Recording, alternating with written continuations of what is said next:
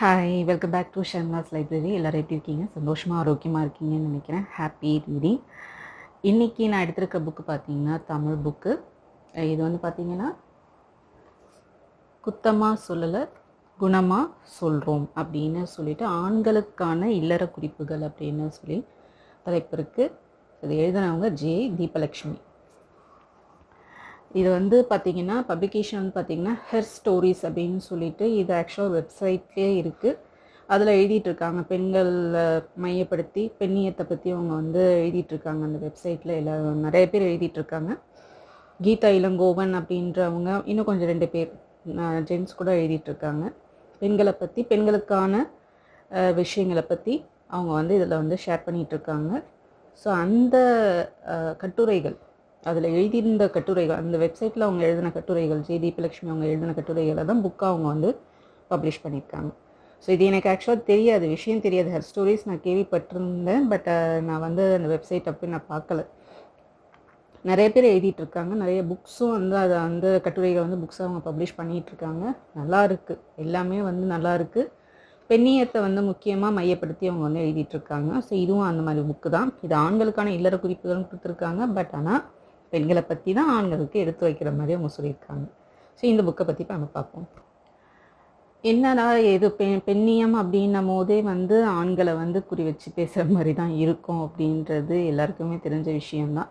இன்ன வரைக்குமே வந்து ஒரு 50% வந்து மாறி இருந்தாலும் 50% இன்னும் வந்து பெண்கள் வந்து ஆண்கள்கிட்ட வந்து அடிமையாக இருக்கிற மாதிரியான ஒரு நிலைமை தான் இருக்குது. அடிமைன்றதை விட இன்னும் பலதரப்பட்ட பிரச்சனைகள், இன்னும் நிறைய சோஷியல் இஷ்யூஸ் வந்து நடந்துகிட்ருக்கு பெண்களுக்கு ஆண்கள் மூலமாக. அதனால் 50% நல்லா இருக்கிறவங்களா இருந்தாலும் 50% வந்து ஒத்துக்கிற முடியாத லெவலில் தான் அவங்க வந்து நடந்துகிட்ருக்கு. உங்களுக்கு எல்லா விஷயமுமே தெரியும். ஸோ அதை நான் வந்து வெளிப்படையாக நான் சொல்லணும்னு நான் நினைக்கல.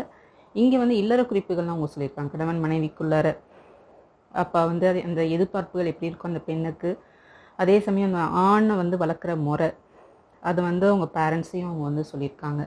ஆண்களுடைய பெற்றோர்கள் எப்படி ஆண்களுக்கு நம்ம வந்து சொல்லி வளர்க்கணும், பெண்களை எப்படி மதிக்கணும்னு இப்போ நிறைய வசனங்களே இருக்குது. ஒரு கணவன் ஒரு மனைவியை நடத்துகிற விதத்தில் தான் அந்த தாயோடைய வளர்ப்பு எப்படி இருக்கும்னு தெரியும்னு சொல்லி அதில் சொல்லியிருப்பாங்க. ஸோ இது வந்து ஏன் வந்து பேசணும், பெண்ணியம்னு ஏன் வந்து ஒவ்வொரு தடவையும் இப்போ போராடிட்டு இருக்காங்க, சத்தம் போட்டு சொல்லிக்கிட்டு இருக்காங்க அப்படின்றது வந்து இன்னமுமே பெண்களை வந்து ஒரு அதாவது கீழ்த்தரவும் நான் சொல்லலை, ஒரு அடுத்த லெவல் தான், செகண்ட் லெவல் தான். ஃபஸ்ட்டு வந்து பவர்ஃபுல் வந்து ஒரு ஆண் தான், அடுத்த லெவல் தான் பெண் அப்படின்ற ஒரு எண்ணம் வந்து எல்லா இடத்துலையும் இருக்குது. தமிழ்நாட்டில் இந்தியாவில் மட்டும் கிடையாது, ஆல் ஓவர் த வேர்ல்டுலேயும் இருக்குன்றதை இதில் மென்ஷன் பண்ணியிருக்காங்க. எனக்கே அதிர்ச்சியாக இருந்துச்சு. என்னதான் சுதந்திரம், பெண் சுதந்திரமாக அவங்க சுற்றினாலும் வெளிநாட்டில், ஆனால் அங்கேயும் வந்து அந்த ஒரு 2ஆம் பட்சமாக பார்க்குற விஷயம் வந்து இருக்குது அப்படின்றத சொல்லியிருக்காங்க. இதில் வந்து எனக்கு பிடிச்ச 3 தலைப்புகளை நான் சொல்கிறேன். ஆனால் அதுக்கு முன்னாடி நான் சொல்கிறது என்னென்னா, ஆண்கள் மட்டுமே பெண்களுக்கு எதிரியாக இருக்கிறாங்கன்னு மட்டும் சொல்ல முடியாது. பெண்களே பெண்களுக்கு எதிரியாக இருக்கிறாங்கன்றதையும் நம்ம ஒத்துக்கிட்டு தான் ஆகணும். சொல்லுங்க, நல்லா யோசிச்சு பாருங்கள். மாமனார் மருமகள் கிட்ட இடையில எந்த பிரச்சனையுமே இருந்ததில்லை.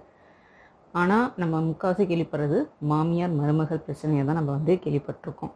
கணவன் மனைவி கொடுமைப்படுத்துகிற அதெல்லாம் ஓகே, அது வேறு. ஸோ ஆண்கள் வந்து பெண்களை வந்து அடுத்த கட்டமாக நினைக்கிறதும் அது வந்து காலங்காலமாக இருக்கிற ஒரு விஷயமான, பெண்களே பெண்களுக்கு எதிரியாக இருக்கிறதும் நம்ம இந்த இடத்துல நோட்டீஸ் பண்ணணும். சமமாக தான் நம்ம யோசிக்கணும். இவங்க தான் தப்பு பண்ணிகிட்டு இருக்காங்க நம்ம சொல்ல முடியாது. பெண்களையும் நம்ம வந்து கன்சிடர் பண்ணணும். சில இன்னொருத்தவங்க வந்து அண்டர் எஸ்டிமேட் பண்ணி அவங்க வந்து கொடுமைப்படுத்துறது அந்த மாதிரி விஷயங்களையும் நம்ம வந்து பார்க்கணும். பெண்கள் செய்கிறாங்க அப்படின்றதையும் நான் சொல்கிறேங்க. எப்போ பார்த்தாலும் நம்ம வந்து ஆண்களை மட்டுமே சாடிட்டு இருக்கிறதில் விட 2 பக்கமுமே நம்ம பார்க்கணும். நியாயத்தை நான் பெண்ணை பற்றி தான், நான் பெண் சார்பாக தான் பேசுவேன் நம்ம சொல்லாமல் இரு தரப்பையும் நம்ம வந்து பார்க்கணும் அப்படின்றது தான் என்னுடைய நோக்கம். இல்லை, எனக்கு 3 தலைப்புகள் பிடிச்சிருந்துச்சு, எல்லாமே நல்லா இருந்துச்சு. வந்து இதை திரும்பவும் சொல்லணும் அப்படின்ற இதில் வந்து இருக்கிறது எல்லாம் தெரிந்த ஏகாம்பரங்கள். இது வந்து ஃபஸ்ட்டு எனக்கு பிடிச்ச தலைப்பு. ஃபஸ்ட்டு உள்ள கட்டுரை இது எல்லாமே கட்டுரைகள் தான். இந்த கட்டுரைகள் தான் அவங்க வந்து வெப்சைட்டில் எழுதியிருந்தாங்க, அதை புக்கை பப்ளிஷ் பண்ணியிருக்காங்க. எல்லாம் தெரிந்த ஏகாம்பரங்கள் அப்படின்றது பார்த்திங்கன்னா இது வந்து ஆண்களை தான் அவங்க குறிக்கிறாங்க. ஆண்கள் வந்து இப்போ சளி பிடிச்சிச்சு ஒரு குழந்தைக்கு அப்படின்னாக்கா அதை பார்த்துட்ருக்கிற ஒரு மாமனாரோ இல்லை வந்து கணவனோ இதை செஞ்சு கொடுமா, இல்லை சித்தப்பா ஏதாவது மாமா ஏதாவது வழியில் மாமா சித்தப்பா அந்த மாதிரி இருக்கிறவங்க சொன்னாங்க இதை கரைச்சி கொடுமா, இதை வந்து கொதிக்க வச்சு கொடுமா, இல்லை சரியாக போயிடும், இது கூட தெரியாதா அப்படின்னு சொல்லி அந்த குழந்தைக்கு என்ன பண்ணுது என்ன செய்யுதுன்றதை வந்து ப்ராப்பராக பார்க்காம உடனே ஒரு அட்வைஸ் வந்து சொல்கிறது. அதுதான் எல்லாம் தெரிந்த ஏகாம்பரங்கள்ன்ற தலைப்பில் அவங்க சொல்லியிருக்காங்க. இதே வந்து ஆனால் அவங்க பெண்கள் சொல்கிறது வந்து முக்கால்வாசி கரெக்டாக இருக்கும். ஏன்னா அவங்க வந்து தாய்மார்களாக இருந்திருப்பாங்க, அந்த குழந்தைய பார்த்துருப்பாங்க, அவங்க சொல்கிறது கரெக்டாக இருக்கும். ஆண்களுக்கு வந்து சில விஷயங்கள் டீப்பாக தெரியாது, ஆனால் அவங்க வந்து அந்த இடத்துல தெரிஞ்ச மாதிரி காமிச்சிக்கிறது, அதான் சொல்லியிருக்காங்க. அடுத்தது பார்த்திங்கன்னா சாட்டையடி பதிவு தோழி. சாட்டையடி பதிவு தோழி அப்படின்றதுல வந்து இதில் நிறைய இருக்குது. இன்னும் ஆண்களுக்கு வந்து பெண்களோட எப்படி வந்து அவங்க வந்து பேசணும், அவங்க என்னத்தை எப்படி புரிஞ்சுக்கணுன்றதையும் சொல்லியிருக்காங்க. இது சாட்டையடி பதிவு தோழியில் வந்து பார்த்திங்கன்னா, அதாவது பொண்ணை வந்து நல்லா வந்து ஒரு அப்பா வந்து பொண்ணை வந்து நல்லா வீராங்கனையாக வந்து வளர்த்துட்ருக்காரு, நல்லா வந்து பாசத்தை ஊட்டி நல்லா தைரியமாக இருக்கணும் அப்படி இப்படின்னு வளர்த்துட்ருக்காரு. ஆனால் அதே அப்பா தன் மனைவியை வந்து மதிக்கலை அப்படின்றது வந்து இதில் அவங்க மென்ஷன் பண்ணியிருக்காங்க. ஸோ ஒரு பக்கம் ஒரு சைடு மட்டும் நம்ம பார்க்குறோம், அவளும் பெண் தானே, மனைவியும் பெண் தானே, அந்த பொண்ணும் வந்து அம்மாவுக்கு நடக்கிற கொடுமைகளை வந்து என்னன்னு கேட்கல. ஸோ அந்த இடத்துலையும் ஒரு பார்ஷியாலிட்டி மாதிரி நடக்குது. அதை தான் அவங்க வந்து சாட்டையடி பதிவு தோழி அப்படின்றது சொல்லியிருக்காங்க. ஒரு பொண்ணை நல்லா பார்த்துக்கிட்டாலும் எல்லா பெண்கள்கிட்டையும் அதை வந்து நம்ம வந்து கடைப்பிடிக்கணும் அப்படின்றத அவங்க சொல்லியிருக்காங்க. அந்த பொண்ணும் வந்து அவங்க அம்மாவுக்கு வந்து சப்போர்ட் பண்ணலை, அப்பாவோட சேர்ந்துட்டு அவங்க அம்மாவை வந்து கிண்டல் பண்ணுறது எல்லாமே வந்து பண்ணியிருக்கு. ஸோ அதை வந்து அவங்க இங்கே மென்ஷன் பண்ணியிருக்காங்க. அடுத்தது வந்து பார்த்திங்கன்னா குத்தமாக சொல்லாதீங்க குணமாக சொல்லுங்கள் அப்படின்றது.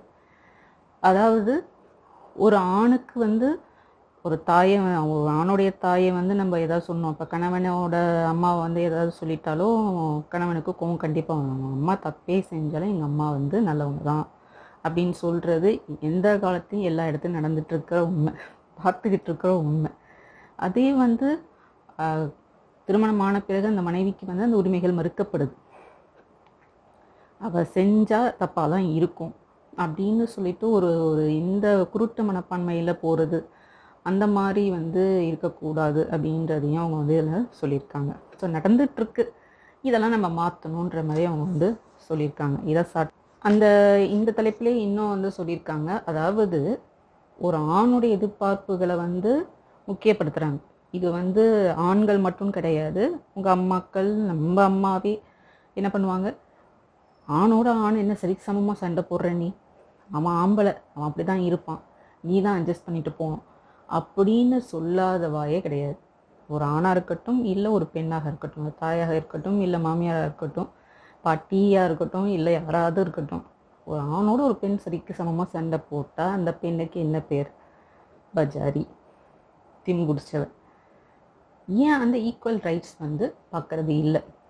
இதை தான் அவங்க சொல்லியிருக்காங்க. குத்தமாக சொல்லாமல் குணமாக சொல்கிறோம், குணமாக சொல்லுங்கள். இப்போ ஏன் அந்த ஈக்குவல் ரைட்ஸ் வந்து இன்னமும் வந்து வரல? படத்திலே இப்போ எடுத்துக்கோங்க, ஹீரோயிசம் மாஸ் மூவி எல்லாம் இருக்குது, ஹீரோயினுக்குன்னு இருந்துச்சுனாலும் அதில் ஏதாவது ஒரு ஆணை வந்து அவங்க டிபெண்ட் பண்ணி இருக்கிற மாதிரி தான் கதை வருது. ஸோ இதெல்லாமே வந்து நம்ம வந்து கவனிக்கணும். எப்போ பார்த்தாலும் வந்து என்னடா பெண்களுக்கு உரிமை இல்லையா, பெண்களுக்கு இது இல்லையா அது இல்லையான்னு கத்துறாங்க. ஆனால் பெண்கள் ஒரு சைடு வந்து குடும்பப்படுத்திப்பான் இருக்காங்க, குடும்பம் பண்ணிகிட்ருக்காங்க அப்படின்றதும் நடந்துகிட்ருக்கு. இன்னமும் நிறைய விஷயங்கள் குழந்தைகளுக்கு, பெண் குழந்தைகள் கூட நடந்துகிட்ருக்கு. ஸோ எல்லாத்தையுமே நம்ம வந்து கவனத்தை செலுத்தணும். ஈக்குவல் ரைட்ஸ்ன்னு நம்ம சொல்லிக்கிட்டே தான் இருக்கோம், பட் நம்ம நடந்துக்கிறதுல தான் இருக்குது. ஒரு ஆணாக இருக்கட்டும் ஒரு பெண்ணாக இருக்கட்டும், அதனால் ஈக்குவல் ரைட்ஸ் வந்து 2 பேருக்குமே உண்டு. ஆணுக்கும் பெண்ணுக்கும் சமம், ஆணும் பெண்ணும் சமம். அவன் உடல் அளவில் வலிமையாக இருந்தால் பெண் வந்து மனதளவில் வலிமையாக இருக்கா, அதை நம்ம புரிஞ்சுக்கணும். ஸோ அதுதான் இதில் சொல்லியிருக்காங்க. இத்தனை புக் எழுதினாலும் என்ன, அந்த ஆணும் மனதில் தான் இருக்கிற ஒரு விஷயந்தான். ஆண் நினைத்தால் வந்து கண்டிப்பாக ஒரு நல்ல தலைவனாக இருக்க முடியும், ஒரு நல்ல ஒரு குடும்பத்தை வந்து வழிநடத்த முடியும். பெண்களுக்கும் தான் பொருந்தும். 2 பேருமே வந்து அவங்களுடைய வாழ்க்கையில் வந்து சரியான முறையில் வாழணுன்றதை தான் நான் சொல்கிறது, நான் நினைக்கிறது. ஸோ அதை தான் அவங்க இங்கே சொல்லியிருக்காங்க இந்த புக்கில். ஸோ இதை எழுதியிருக்கவங்க பார்த்திங்கன்னா ஜே தீபலக்ஷ்மி, அவங்க ஃபோட்டோ கூட பின்னாடி இருக்குது. ஸோ இதில் வந்து பார்த்தீங்கன்னா ஜெய தீபலக்ஷ்மி வந்து ஆக்சுவலாக நான் எனக்கு படிக்கும் போது தெரியல இவங்க யாருன்ட்டு. ஃபேமஸ் ரைட்டர் ஜெயகாந்தன் அவர்களுடைய மகள். அதுக்கப்புறம் எனக்கு அது லாஸ்ட்டாக அவங்க ஒரு கட்டுரை எழுதியிருந்தாங்க லாஸ்ட்டுக்கு முன்னாடி. அப்போ தான் வந்து எனக்கு தெரிஞ்சிச்சு அவங்க மகள் அப்படின்றது. நிறைய பேர் தெரிஞ்சிருக்கலாம், இன்னும் வந்து லிட்ரரி ஃபீல்டில் இருக்கிறவங்க, இன்னும் நல்லா புக்ஸ் படிக்கிறவங்களுக்கு தெரிஞ்சிருக்கலாம். இவங்க வந்து ஜெயகாந்தன் அவர்களுடைய மகள். அவங்க அம்மாவை பற்றி அதில் சொல்லியிருக்காங்க. இவங்க வந்து பார்த்திங்கன்னா ஐடி துறையில் வேலை பார்த்துட்ருக்காங்க. அதே சமயம் தமிழ் ஹிந்துலேயும் இந்து தமிழ்லேயும் வந்து அவங்க எழுதிட்டுருக்காங்க, கட்டுரைகள் எழுதிட்டுருக்காங்க. ஹெர் ஸ்டோரிஸ்லேயுமே வந்து ஆண்கள் நலம் சொல்லிட்டு வந்து ஒரு நகைச்சுவை தொடராக அவங்க வந்து எழுதிட்டுருக்காங்க. ஸோ இதுவும் வந்து ஒரு தொடராக எழுதினது தான், கட்டுரைகளாக எழுதினது தான் வந்து அவங்க வந்து புக்காக பப்ளிஷ் பண்ணியிருக்காங்க.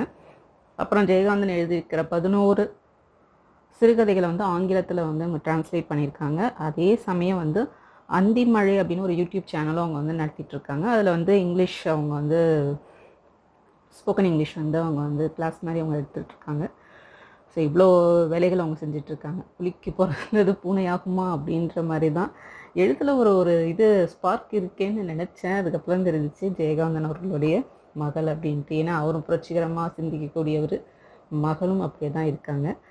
நல்ல ஒரு ரைட்டிங் ஸ்டைல் வந்து செழிக்காத ஒரு ரைட்டிங் ஸ்டைல். இப்போ இடையில தான் வாங்கினேன், வாங்கி தெரியாமலே வாங்கிட்டு படித்து பார்த்ததுக்கப்புறம் தான் ஷாக் எனக்கு. Fantastic writing.